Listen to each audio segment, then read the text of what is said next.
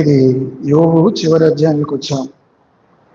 యోబు యథార్థవంతుడని దేవుని వాక్యం సెలవిస్తుంది. ఆయన జీవితంలో కష్టాలు, బాధలు, అనారోగ్యాలు, మరి కుటుంబం, ఇవన్నీ కూడా మనం మొదటి అధ్యాయంలో చూస్తున్నాం. యోబు ఏ పాపము చేయకపోయినప్పటికీ ఆయన తన జీవితంలో అన్నీ నష్టపోయాడు. కుమారులు, కుమార్తెలు చంపబడ్డారు. గొర్రెలు, మేకలు, గాడిదలు, ఒంటెలు అవన్నీ కూడా నశించాయి. చివరికి తనకు అనారోగ్యం వచ్చింది. మరి బూడిదలో కూర్చున్నాడు.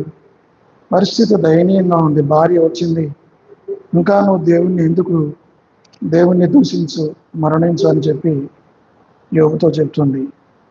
కానీ ఈ అధ్యాయం 42 అధ్యాయాల్లో చివరి అధ్యాయానికి వచ్చేసరికి యోబు కొన్ని సందర్భాల్లో తన జీవితంలో కలిగిన కష్టాలు, బాధలను చూసి దేవుణ్ణి కొన్ని సందర్భాల్లో తూలనాడిన మాట వాస్తవం. ఎవరైనా సరే ఓర్చుకోలేదు.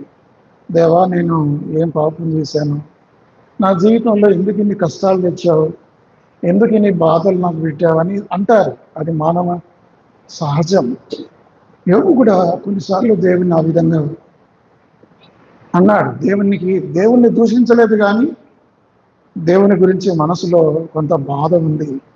నా దేవుడు నన్ను ఇట్లా చేశాడు. అయితే చివరి అధ్యాయానికి వచ్చేసరికి తను దేవుని గురించిన ఆ తప్పుడు అవగాహన నుంచి తను పశ్చాత్తాపడ్డాడు. చూడండి, 42 అధ్యాయం మొదటి వచనం. అప్పుడు యోబు యెహోవాతో ఇలాగూ ప్రత్యుత్తరం ఇచ్చెను, నీవు సమస్త క్రియలు చేయగలనియు, నీవు ఉద్దేశించినది ఏదియో నిష్ఫలము కానేలదనియు. అంటే దేవుని యొక్క మహత్యాన్ని గురించి, గొప్పతనాన్ని గురించి యోబు మాట్లాడుతున్నాడు. అంత మాత్రమే కాదు, తన తప్పిదాన్ని గురించి మాట్లాడుతున్నాడు. నేను ఎంత బుద్ధిహీనంగా మాట్లాడాను. చూడండి ఆ మాటలు. జ్ఞానము లేని మాటల చేత ఆలోచన నిర్ధకము చేయి వీడెవడు. వీడంటే ఎవరి గురించి మాట్లాడుకుంటున్నాడు? తన గురించే తాను మాట్లాడుతున్నాడు. ఏమీ ఎరగక నా బుద్ధికి మించిన సంగతులు నేను మాట్లాడి తిని. కాబట్టి తను రియలైజ్ అవుతున్నాడు.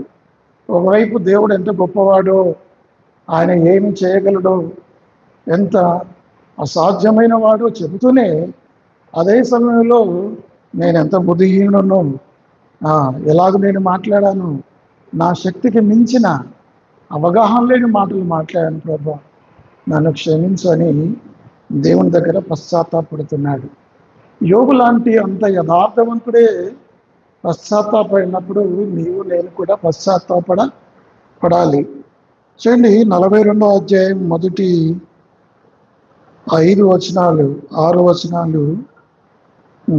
జోబ్ ద సిన్నర్, యోబు తన పాపాన్ని విషయమై పశ్చాత్తాపడుతున్నాడు. మన జీవితంలో పశ్చాత్తాపం అవసరం. నేను బాగున్నానులే అనుకోకూడదు. నేను పరిశుద్ధంగానే ఉన్నాను, నేను ఫలానా వ్యక్తి కంటే బాగానే, ఇతరులతో మనం పోల్చుకోకూడదు. సేవకులతో అసలే పోల్చుకోకూడదు. తోటి సహోదరులతో పోల్చుకోకూడదు. మీరు సరిచూసుకోవాల్సింది ఎవరితో అంటే యేసు ప్రభుతో. యేసు ప్రభు వలె నేనున్నానా? నా జీవితంలో ఏదైనా పాపం ఉందా? నా తలంపుల్లో, నా ఆలోచనలో, నా క్రియల్లో, నా ప్రవర్తనలో నాకు తెలియకుండానే కొన్నిసార్లు నేను పాపం చేస్తున్నాను అనేది గ్రహింపులోకి రావాలి. దీన్ని స్పిరిచువల్ సెన్సిటివిటీ అంటారు. ఆ సున్నితత్వాన్ని మనం పోగొట్టుకోకూడదు. కాబట్టి ఒకసారి స్పిరిచువల్ సెన్సిటివిటీ, ఆ సున్నితత్వం పోతే మనిషికి వాత వేయబడిన మనస్సాక్షి వస్తుంది. ఒకసారి వాత వేయబడిన మనస్సాక్షి వస్తే ఏది తప్పో, ఏది ఉప్పో, ఏది పాపమో, ఏది పుణ్యమో అర్థం కాని స్థితిలో మనుషులు ప్రవర్తిస్తారు. నేను బాగానే ఉన్నానులే అనుకుంటారు. కాబట్టి ఇంత గొప్ప యోబు ఏ అపరాధము చేయలేదు, నోటితో ఏ పాపము చేయలేదు. యోబు గ్రంథం 2వ అధ్యాయం. యోబు గ్రంథం 2వ అధ్యాయం కదా, 22వ వచనం. మొదటి అధ్యాయం 22వ వచనం. ఈ సంగతులలో ఏ విషయమందును యోబు ఏ పాపమును చేయలేదు, దేవుడు అన్యాయము చేసినని. నగరకల్లో నేను సేవ చేసినప్పుడు చాలా మంచివాడు సామీల్ అని, ఆయన సంఘ పెద్ద. చాలా నాతో చాలా ప్రేమగా ఉండేవాడు. నేనంటే పడితేచ్చేవాడు అంత ప్రాణం. అయితే అనుకోకుండా వాళ్ళ పిల్లోడికి 6-7 సంవత్సరాల వయసు, ఒక్కడే కొడుకు. ఆ పిల్లోడు బావిలో పడి చచ్చిపోయాడు. చిన్న పిల్లోడు, ఈతకు అందరితో పాటు వెళ్ళాడు. వాడికి ఈత రాదు, అందులో దునికాడు, చనిపోయాడు. ఇక ఆ తండ్రి బాధ ఎలాంటిదంటే, ఎంత బాధపడ్డాడు. నా దగ్గరికి వచ్చాను, దేవుడు నాకు ఎందుకు ఇంత అన్యాయం చేశాడు. ఆ బాధలో ఎవరైనా అంతకుమించి ఇంకా ఆ బాధను ఎవరు తట్టుకోలేరు. అంటే యోబు తన 10 మంది, ఒకడు కాదు, ఎంతమంది చనిపోయారు? 10 మంది పిల్లలు చనిపోయారు.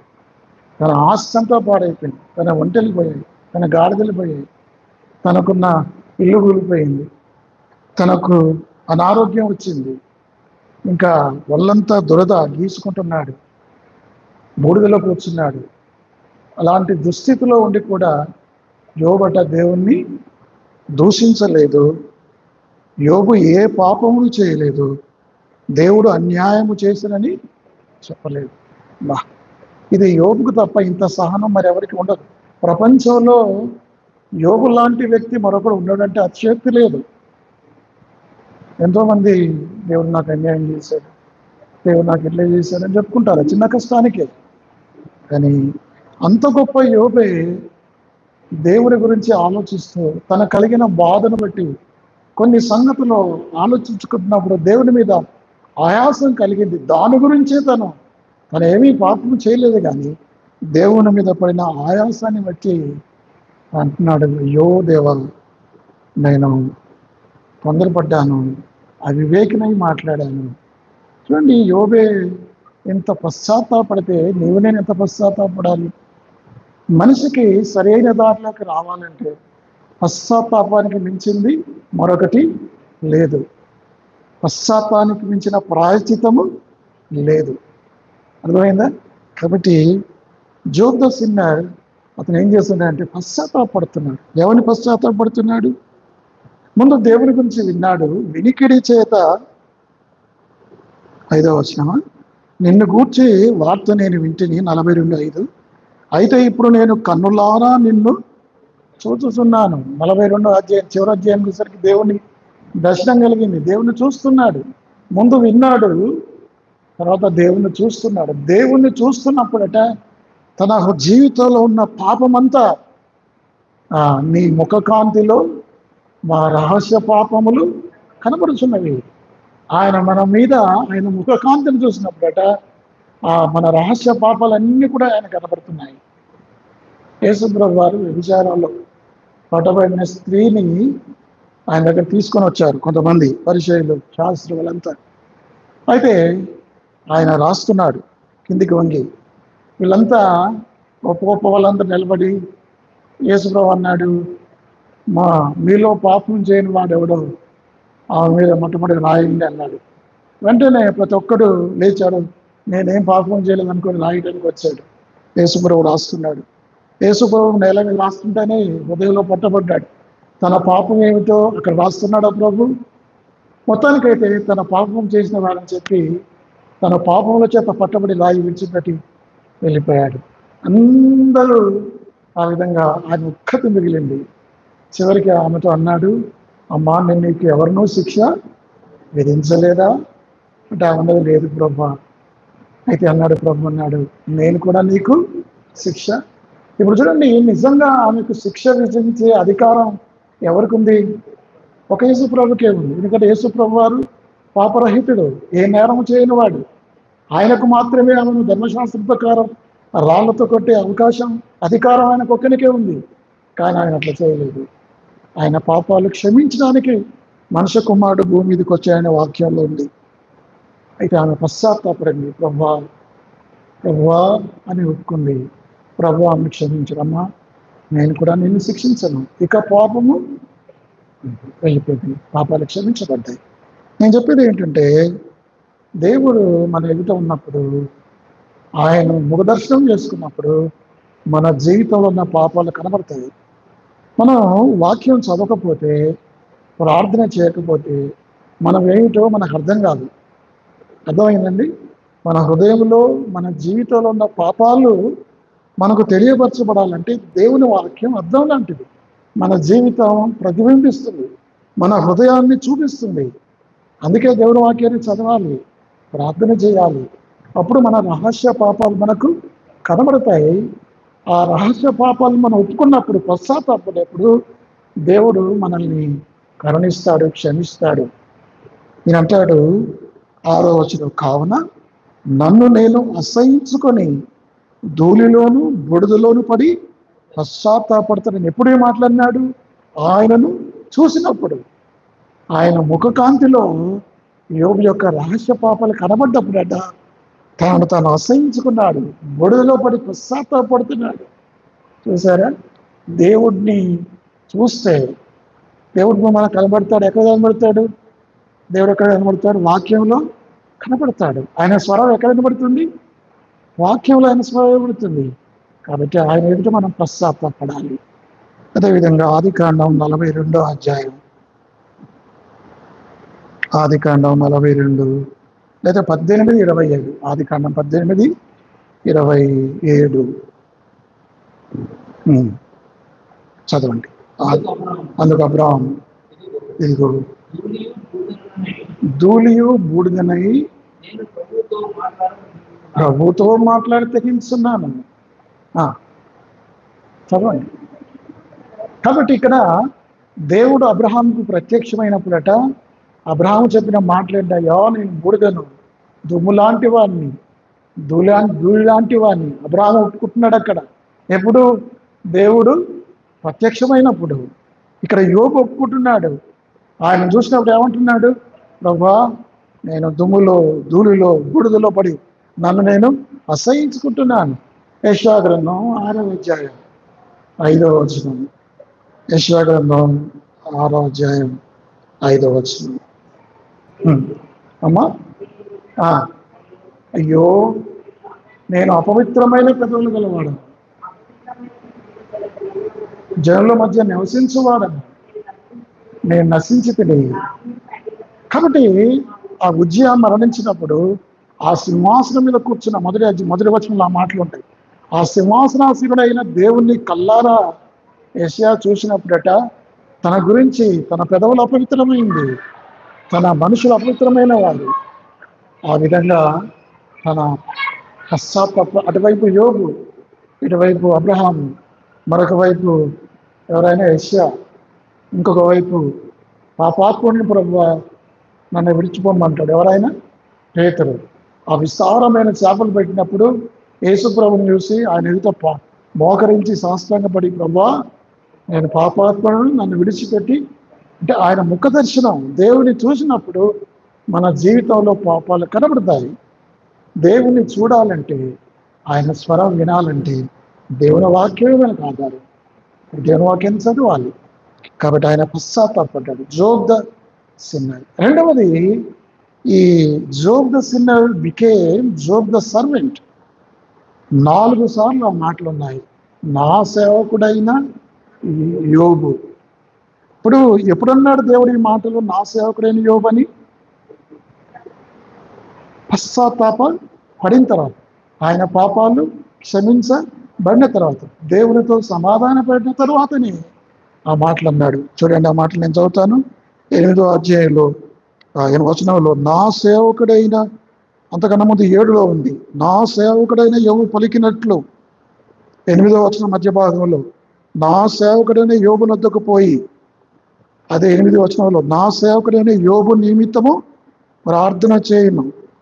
తర్వాత అదే 8లో, ఏలైనగా నా సేవకుడైన యోబు పలికినట్లు మీరు నన్ను గురించి చెప్తానుగా. యోబు సేవకుడయ్యాడు.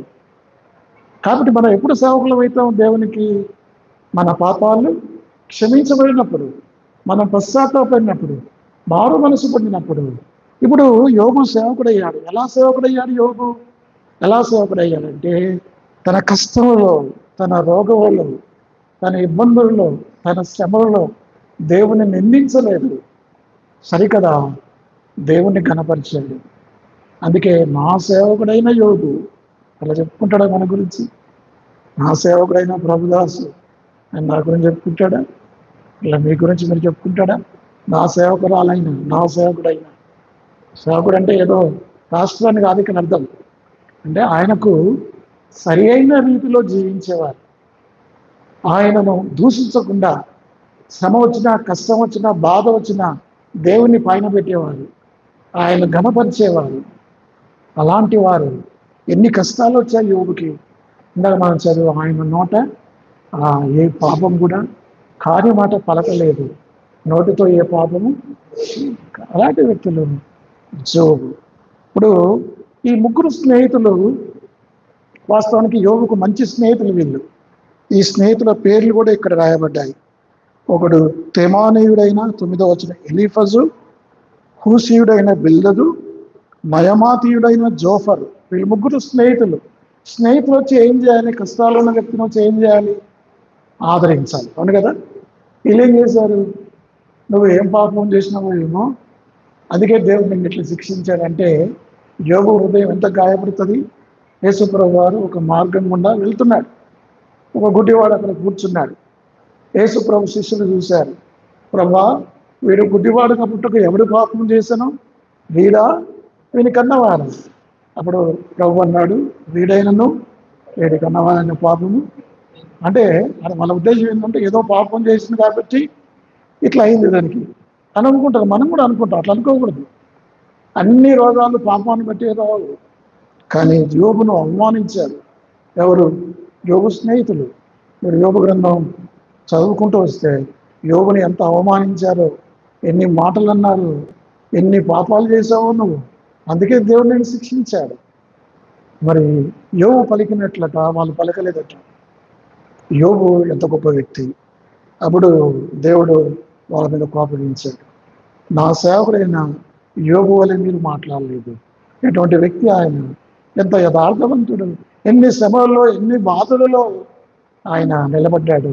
మీరు అట్లా ఉన్నారా? చెప్పాడు, మేము శిక్షిస్తారా అన్నాడు. ఒకవేళ మీ పాపం పోవాలంటే మీరేం చేయాలి? ఒకవేళ యోబు మీ గురించి ప్రార్థన చేస్తే మీ పాపాలు క్షమిస్తారు. చూడండి ఆ మాటలు. నా సేవకుడు 8వ వచనం, నా సేవకుడైన యోబునొద్దకు పోయి నీ నిమిత్తము దహన బలి అర్పింపవలను.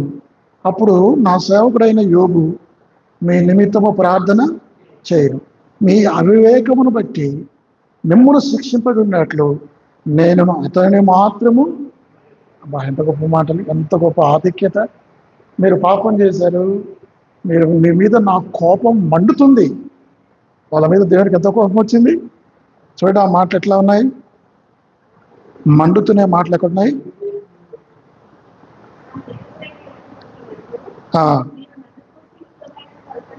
అమ్మా అట్లా కాదు, 8వ వచనంలో రైట్ అదే చదువు. నా సేవకుడైన యోబు పలికినట్లు మీరు నన్ను గురించి యుక్తమైనది పలకలేదు కనుక నా కోపము నీ మీదను నీ ఇద్దరు స్నేహితుల మీదను, అంటే ఆ ముగ్గురు మీద దేవుని కోపం మండుతుంది. దేవుని కోపం మండితే ఏమైపోతారో వాళ్ళు భస్మీపట్లం అయిపోతారు, ఉన్నట్టుగా ఉండఫలంగా బురదైపోతారు. కానీ దేవునికి వాళ్ళకి మధ్యలో ఒక వ్యక్తి ఉన్నాడు. ఎవరైనా? యోబు కదా. యేసు దేవుడే, తండ్రి అయిన దేవుడు పరిశుద్ధుడు, మనమేమో పాపాత్ములం. ఆయనకు మనకు మధ్యలో ఎవరున్నారు? యేసుక్రీస్తు. యేసుక్రీస్తు విజ్ఞాపనను బట్టి దేవుడు మనకు క్షమించాడు. ఆయన మనల్ని గూర్చి విజ్ఞాపన చేయవాడు ఆయనే. యేసు ప్రభు వారి విజ్ఞాపనకర్త కాబట్టి దేవుడు మనల్ని విడిచిపెట్టాడు. లేకపోతే మనం అందరం నరకంలోకి వేయబడే వాళ్ళం. బైబిల్లో ఉంది, క్రీస్తునందు దేవుడు మిమ్ము క్షమించిన ప్రకారం. దేవునికి మనకి ఏ సంబంధం లేదు, ఉందా? ఆయనేమో పరిశుద్ధుడు, మనమేమో పాపులం. ఆయనకు మనకు చిత్తరికం లేదు. ఆయనేమో పరలోకంలో ఉంటాడు, మనమేమో భూమి మీద ఉంటాం. ఆయన మహిమేశ్వర్యం గలవాడు, మనమేమో మంచివాడు. అసలు ఆయనకు మనకు పోలిక ఎక్కడ? అయితే ఈ ఇద్దరిని కలిపిన వాడేవాడు? ఎంపైర్ అంటారు కదా, మధ్యవర్తి లేడు అని బైబిల్లో ఉంది. కానీ మధ్యవర్తి ఉన్నాడు, యేసు ప్రభువు. ఆయన కార్చిన రక్తం ద్వారా, ఆయన పొందిన శ్రమల ద్వారా, ఆయన మరణించడం ద్వారా, తిరిగి లేవటం ద్వారా, మన కొరకు విజ్ఞాపనం చేయడం ద్వారా ఈ రోజున మనం దేవుని పిల్లలమయ్యాము. కాబట్టి ఇక్కడ యోబు స్నేహితులతో దేవుడు అంటున్నాడు, మీరు దహన బలి అర్పించాలి. నేను అది కూడా అంగీకరించాను. యోబు మీ పక్షంగా ప్రార్థన చేస్తుంది. Job the sinner became Job the servant. పాపాల పశ్చాత్తాపడిన తర్వాత ఇతను ఏమయ్యాడు? సేవకుడు అయ్యాడు. రెండవది. ఇప్పుడు మూడవది ఏంటంటే Job the servant became Job the intercessor. ఏమయ్యాడు? విజ్ఞాపనకర్త అయ్యాడు. ముందేమో పాపం చేసిన వాడు పాపి అయిన వాడు పశ్చాత్తాపడిన ఏమవుతాడు? సేవకుడు అవుతాడు. సేవకుడైన వాడు తర్వాత ఏం కావాలి? విజ్ఞాపనకర్త, ఇతరులకు విజ్ఞాపనకర్త కావాలి. ఇప్పుడు మోషే పలుసార్లు ఇశ్రాయేలు ప్రజలకు దేవునికి మధ్యలో విజ్ఞాపన చేశాడు. రక్షించబడిన బిడ్డలుగా మన బాధ్యత ఏమిటంటే మనం రాజుల కోసం, అధికారుల కోసం, మనుషులందరి కోసం ప్రార్థన చేయాలి, సువార్త ప్రకటించాలి. అది మన బాధ్యత. ఒకప్పుడు పాపులమే. మన పాపాలు మన పశ్చాత్తాపడం ద్వారా దేవుడు మన పాపాలు క్షమించాడు. ఆయన బిడ్డలుగా, ఆయన సేవకులుగా మనల్ని చేసుకున్నాడు. సేవకులుగా ఆయన బిడ్డలుగా చేసుకున్న తర్వాత మన బాధ్యత ఏమిటంటే యోబు వలె ఇతరుల కోసం మనం ప్రార్థన చేయాలి, స్నేహితుల కోసం ప్రార్థన చేయాలి కదా. మత్తయి సువార్త 5వ అధ్యాయం చూడండి. మత్తయి సువార్త 5వ అధ్యాయం ఎన్నో వచనం అది? మీ శత్రువుల కోసం ప్రార్థన చేయండి అమ్మా. మత్తయి 5 ఎన్నో వచనం? 44వ వచనం. నేను మీతో చెప్పినది ఏమనగా, మీరు పరలోకమందున మీ తండ్రికి కుమారులై ఉన్నట్లు మిమ్మల్ని శత్రువులను ప్రేమించుడి, మిమ్మల్ని హింసించే వారి కొరకు ప్రార్థన చేయండి. మరొక శత్రువులను ప్రేమించాలి, హింసించే వారి కొరకు ప్రార్థన చేయాలి, శత్రువుల కొరకు ప్రార్థన చేయాలి, మన పొరుగు వారి కోసం ప్రార్థన చేయాలి, మన పొరుగు వారి కోసం ప్రార్థన చేయాలి. కాబట్టి మనం ఒకరి కోసం ఒకరు ప్రార్థన చేయాలి. కాబట్టి యోబు ఏం చేశాడంటే ప్రార్థన చేశాడు, తన స్నేహితుల కోసం ప్రార్థన చేశాడు. రాయబడిన మాటలు చూడండి, 10వ వచనం చదవండి. చేసినప్పుడు దయచేసను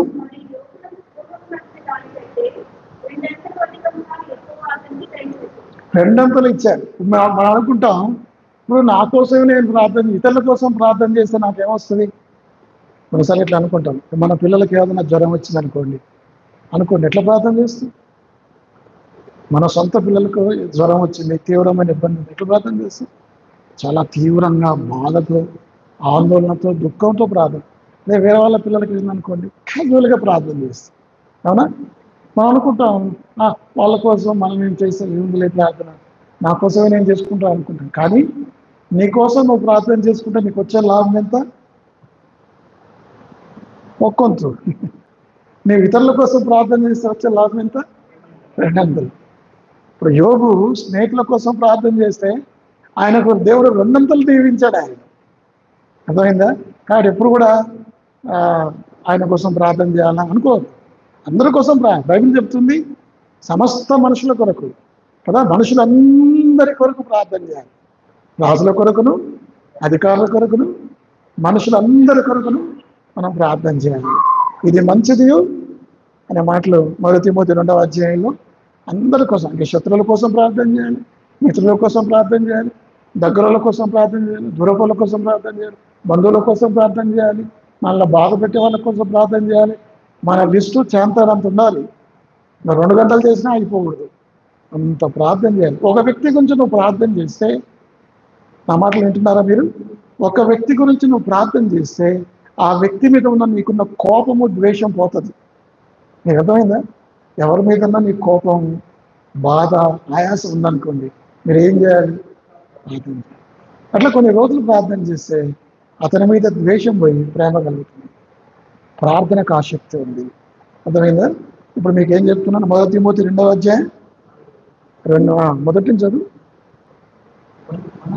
ఆ, సంపూర్ణ భక్తి మాన్యత కలిగి నెమ్మదిగాను సుఖముగాను బ్రతుకు నిమిత్తము అన్నిటికంటే ముఖ్యంగా మనుషులందరి కొరకును, అంటే ఇక మనుషులందరి కొరకు ప్రార్థన చేయాలి. అందులో రాజులు వస్తారు, అధికారులు వస్తారు, ప్రధానమంత్రులు వస్తారు, దగ్గరుడు వస్తాడు, దూరపుడు వస్తాడు, శత్రువులు వస్తారు. మనుషులందరి కోసం ప్రార్థన చేయటం దేవుని చెప్పారు. ఎందుకు మనుషులందరి కోసం ప్రార్థన చేయాలి? ఎందుకు మనుషులందరి కోసం ప్రార్థన చేయాలి? నేనేం టీచర్ని కాదు, మీరేం స్టూడెంట్స్ కాదు, ప్రశ్న అడగండి. ఎందుకంటే యేసు ప్రభు వారు అందరి కోసం బలి అయ్యాడు. తండ్రి అయిన దేవుడు అందరినీ, దేవుడు లోకమును అందరినీ ప్రేమించి, మనం కూడా ఆయన వాళ్ళందరినీ ప్రేమించాలి, అందరినీ క్షమించాలి, అందరి కోసం ప్రార్థన. అప్పుడు రెండంతలు దీవించబడతాం. చూద్దాం ఇప్పుడు ఆయన ఏ విధంగా దీవించబడ్డాడు. ఆయనకు పోయిన సంపద అంతా తిరిగి వచ్చింది, రెండంతలుగా వచ్చింది. చూడండి, ఆ మాటలతో 11వ వచనం చదువుతాను. అప్పుడు అతని సహోదరులందరూ, అతని అక్కచెల్లెలందరూ, అంతకుముందు అతనికి పరిచయమైన వారిని వచ్చి అతనితో కూడా అతని ఇంట అన్నపానములు పుచ్చుకొని యెహోవా అతని మీదకి రప్పించిన సమస్త బాధను గూర్చి ఎంత లేసి దుఃఖములు పొందితమని అతని కొరకు దుఃఖించు అతను ఓదార్చిరి. ఇదిగాక ఒక్కొక్కడు ఒక వరహను, ఒక్కొక్కడు బంగారు ఉంగరమును అతనికి తెచ్చి, ఇంతమంది, ఒక 1000 మంది ఆయన స్నేహితులు అనుకో, 1000 మంది వచ్చి 1000 బంగారు వరహాలు ఇస్తే ఎంత అయింది? ఇంకా ఊళ్ళో ముందున్న దానికంటే డబల్, రెండంతల ఆస్తి అయిపోయింది. ఇంకా అతనికి ఏమొచ్చింది చూడండి, 12వ వచనం. యెహోవా యోబును మొదట ఆశీర్వదించినంతటికంటే మరి అధికముగా రెండంతలుగా ఆశీర్వదించాడు. అతనికి 14,000 గొర్రెలు. ముందు ఏంటంటే అతనికి చూడండి ఆ మాటలు, యోబు గ్రంథం 1వ అధ్యాయం. యోబు గ్రంథం అతనికి 3వ వచనం. అతనికి 7,000 గొర్రెలు. ఇప్పుడు ఎన్ని ఉన్నాయి? అతనికి 14,000 గొర్రెలు. తర్వాత 6,000 ఒంటెలు. ముందేది ఉన్నాయి 3,000 ఒంటెలు, 500 జతల ఈడ్లు, 500 ఆడుగాడిదలు, బహుమంది పనివారు. అతనికి ఆస్తి ఇప్పుడు ముందు, కానీ తర్వాత ఏమైందంటే డబుల్ అయింది. గమనించారా?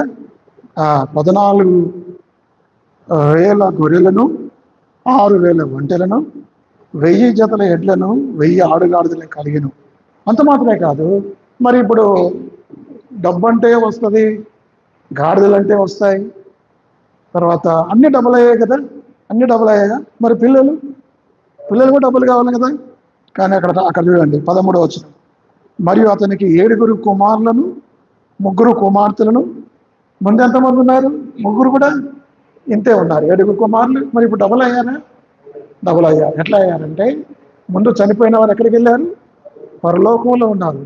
యోబు వారి కోసం ప్రతిదినం దాని వాళ్ళు పరలోకం ఉన్నారు. దేవుడు ఇంకొక 10 మందిని ఇచ్చాడు. 10 + 10 20, డబుల్ అయింది. ఇప్పుడు యోబు ఆయుష్ ఎంత అయింది? యోబు ఆయుష్ కూడా డబుల్ అయింది. బైబిల్లో ఉంది 90వ కీర్తనలో, అధిక మనిషిని యొక్క ఆయుష్ కాలము 70 సంవత్సరములు, అధిక బలముని ఎడల 80.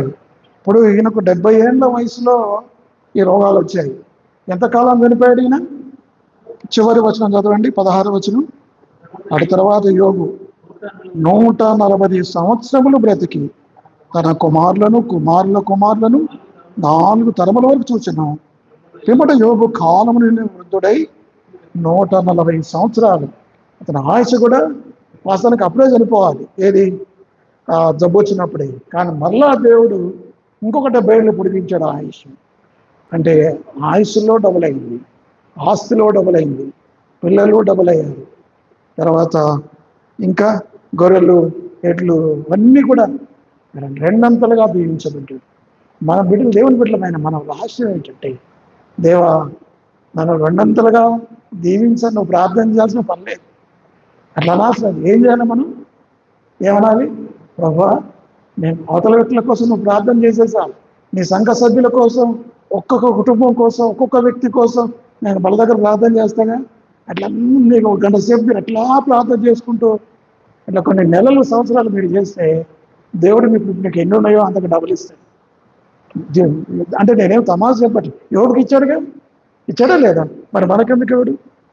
కాబట్టి మరి ఆశీర్వాదానికి వారసుడు అయ్యాడు. ఆశీర్వాదం ఎక్కడొస్తుంది? ఎట్లా వస్తుంది? ప్రార్థన ద్వారా, పశ్చాత్తాపం ద్వారా వస్తుంది. రెండవది సేవకుడిగా ద్వారా నమ్మకంగా జీవించడం ద్వారా వస్తుంది. మూడవది ఇతరుల కోసం ప్రార్థన జీవితం వస్తుంది. యోబు వల్లే మనం కూడా పశ్చాత్తాపడదాం. యోబు వల్లే మనం కూడా దేవునికి నమ్మకమైన సేవ. నమ్మకమైన సేవ అంటే అర్థం ఏంటిది? నీకు దేవుడు ఏ పని అప్పచెప్పాడు, నేను సేవకుని, నా బాధ్యత నాది. నువ్వు ఒక సండే స్కూల్ టీచర్వి, నువ్వు ఒక బాధ్యత సహోదరుడివి, నువ్వు ఒక పరిచారకుడు, నువ్వు ఒక ఏది అప్పచెప్తే, లేకపోతే నీకు ఉద్యోగంలో కూడా ఏ చిన్న ఉద్యోగమైనా ఏ పెద్ద ఉద్యోగమైనా అందులో మంచి గృహ నిర్వాహకులుగా చేస్తే చాలు. మనం అప్పగించిన పని మందిరంలో కానీ బయట కానీ వెలుపల కానీ నమ్మకంగా చేస్తే చాలు. అదే ఆశీర్వాదం. అర్థమైందండి? కాబట్టి ఈ 3 విషయాలు నేర్చుకున్నాం. ఒకటి పశ్చాత్తాపడదాం, రెండవది నమ్మకంగా సేవ చేద్దాం, మూడవది ఇతరుల కోసం ప్రార్థన చేద్దాం. దేవుడి వాక్యమును దీవించుదాం.